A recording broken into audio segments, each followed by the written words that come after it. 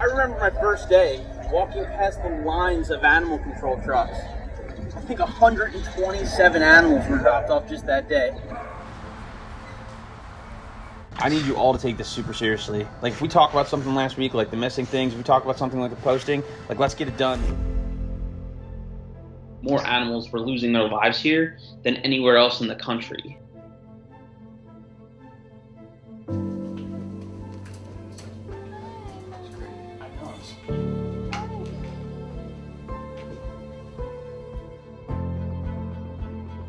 Never lose focus of those that are doing the work, that are down here and in those kennels and cleaning constantly and sweating day in and day out. We have been overworked, overwhelmed, overlooked, undersupplied, and unheard. Disappointments in policy, leadership, and circumstance have led us all to the brink of leaving at one point or another. We have weathered countless storms together, and no one will ever have a full understanding of the things we carry with us. We have lost time with family and friends, and our coworkers have become our family.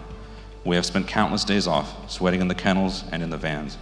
We have worked through lunches, we have worked from home, we have given up on sleep and given up on believing any relief was ever going to arrive. Like many of the animals in our care, we have become distrustful, defensive, and at times disheartened. So many completely unnecessary barriers have been put in our way. So many completely unnecessary people have stood in our way. Now, with the eyes of best friends upon us, we feel for perhaps the first time ever that there is hope for our animals and for ourselves. Someone will hear our story and join us in the fight against the seemingly insurmountable. The fight is far from over, but we know now that we are not alone any longer.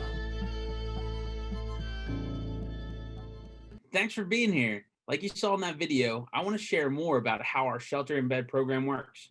Best Friends places experienced staff in long-term but temporary leadership positions in shelters that have the greatest opportunities to save more dogs and cats.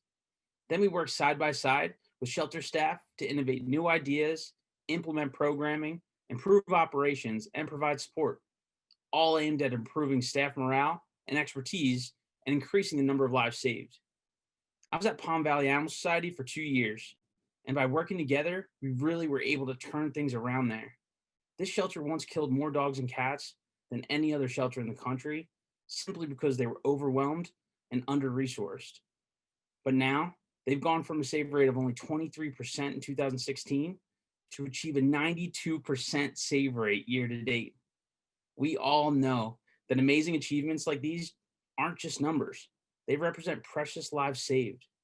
One of the lives that really touched me was Frankie, who I met in Palm Valley. He was a big, scarred up pit bull. He was covered in fleas and ticks, had heartworm disease, and a big mass on his leg. There was a ban on the adoption of pit bulls in Palm Valley at the time too. By the old standards, Frankie never would have made it out of the shelter alive, but a Palm Valley staff member stepped up to foster him, and Frankie went on a transport to Salt Lake City. There, his foster family fell in love with him, and he was adopted. I actually just got an update from Frankie's new family. Sarah and Tom say his favorite things are cuddling, going for car rides, walks, and hikes. He also really loves learning tricks. Stories like Frankie's make all the hard work worth it. There are dogs just like Frankie in shelters throughout Texas and the rest of the country. Besides Palm Valley, Best Friends has staff embedded at 3 other shelters, including Abilene Animal Services, where I'm currently working. When I arrived there in July this year, they were saving only 55% of the pets coming into the shelter.